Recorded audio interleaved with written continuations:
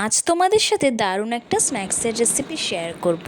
So hello friend, সবাই কেমন আছো? আশা করি তোমরা সবাই ভালো আছো। আমার একটা নতুন ভিডিওতে তোমাদের সবাইকে ওয়েলকাম। আজ শেয়ার করব পেঁয়াজের খাস্তা কচুরির রেসিপি। তো চলো ভিডিওটা শুরু করা যাক। প্রথমে একটা পাত্রের মধ্যে পরিমাণ মতন ময়দা নিয়ে নিলাম। তারপর তার মধ্যে অল্প একটু লবণ আর 2 চামচ মতন সাদা তেল আর অল্প একটু কালো জিরে দিয়ে নিলাম। এবার ভালো করে এই সবগুলোকে একসাথে মিশিয়ে ভালো করে ময়াম দিয়ে নেব। ময়াম দেওয়া হয়ে গেলে তারপর এর মধ্যে অল্প অল্প করে জল দিয়ে ভালো করে মেখে নেব। এই ময়দার ডোটা কিন্তু খুব একটা নরমও হবে না, আবার খুব বেশি শক্তও হবে না। নরম আর শক্তর মাঝামাঝি রাখলেই হবে। ময়দাটা ভালো করে মাখা হয়ে গেলে ময়দাটাকে রেস্টে রেখে দেবো 15 থেকে 20 মিনিটের জন্য। তোমাদের হাতে যদি সময় না থাকে তাহলে সঙ্গে সঙ্গেও করতে পারো, কোনো অসুবিধা নেই। এই যে আমার ময়দাটা মাখা হয়ে গেছে, এবার আমি এটাকে রেস্টে রেখে দিলাম। দেখে বুঝতেই পারছো কেমনভাবে মেখেছি। এবার গ্যাস ওভেনে একটা কড়াই বসিয়ে কড়াইটা ভালো করে গরম করে নেব। কড়াইটা যখন ভালো করে গরম হয়ে যাবে তারপর ওর মধ্যে অল্প একটু সাদা তেল দিয়ে দেব। সাদা তেল দিয়ে ওর মধ্যে রসুন কুচি আর কাঁচা লঙ্কা কুচি দিয়ে দিলাম।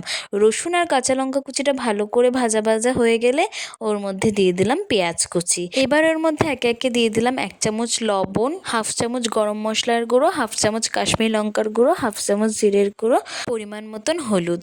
সব গুঁড়ো মশলাগুলো ভালো করে পেঁয়াজের সাথে মেশানো হয়ে গেলে তারপরে ওর মধ্যে দিয়ে দেব আগে থেকে সেদ্ধ করে রাখা আলু। এখানে আমি 2টো ছোটো সাইজের আলু সেদ্ধ করে রেখেছিলাম, সেটা হাত দিয়ে ভেঙে ওর মধ্যে দিয়ে দিলাম। তার মধ্যে দিয়ে দিলাম অল্প একটু চিনি আর অল্প একটু কাসুরি মেথি। মশলার পুরটা কিছুক্ষণ নাড়িয়ে চাড়িয়ে ভালো করে যখন হয়ে আসবে তখন গ্যাসের ওভেন অফ করে এটা নামিয়ে নেব।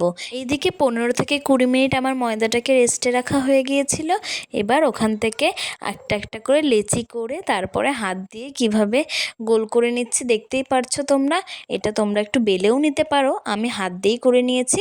তারপরে ওর মধ্যে সে আগে থেকে করে রাখা পুরটা দিয়ে এইভাবে মুখটা মুড়িয়ে বন্ধ করে দিতে হবে। দেখলেই বুঝতে পারবে যে কিভাবে করেছি আমি। এই দেখো, ভালো করে মুখটা বন্ধ করে দিলেই হয়ে যাবে। এইভাবে এক এক করে প্রত্যেকটা আমি করে নিয়েছি। এইভাবে সবকটা কচুরি রেডি হয়ে গেলে তারপরে গ্যাস ওভেনে একটা কড়াই বসিয়ে দিয়েছি। কড়াইটা ভালো করে গরম হয়ে গেলে ওর মধ্যে পরিমাণ মতন সাদা তেল দিয়ে দিলাম। তারপরে তেলটা যখন হালকা গরম হয়ে যাবে তখন ওর মধ্যে সব কচুরিগুলো দিয়ে দেব। তেলটা কিন্তু খুব বেশি গরম করলে হবে না, একদম উষ্ণ গরম হলে তারপরে ওর মধ্যে কচুরিগুলো এক এক করে দিয়ে একদম লো ফ্লেমে উল্টে পাল্টে ভেজে নিতে হবে।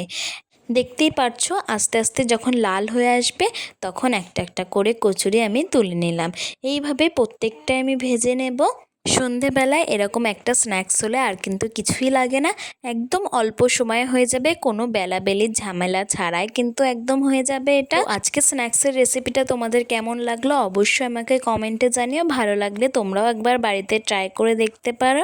এই দেখো আমার সবকটা ভাজা হয়ে গিয়েছে, এবার নামিয়ে নিয়েছি। দেখো কি সুন্দর খাস্তা হয়েছে, আওয়াজ শুনে নিশ্চয়ই বুঝতেই পারছো। এইরকম সুন্দর সুন্দর রেসিপি দেখতে আমার চ্যানেলটাকে সাবস্ক্রাইব করে দিও। আজকের ভিডিওটা তোমাদের কেমন লাগলো অবশ্যই কমেন্টে জানিও। ভালো লাগলে লাইক কমেন্ট শেয়ার করো। আজকের মতন এটুকুই। সবাই ভালো থেকো, সুস্থ থেকো। আবারও কোনো নতুন ভিডিওতে তোমাদের সাথে দেখা হবে। Tata, by.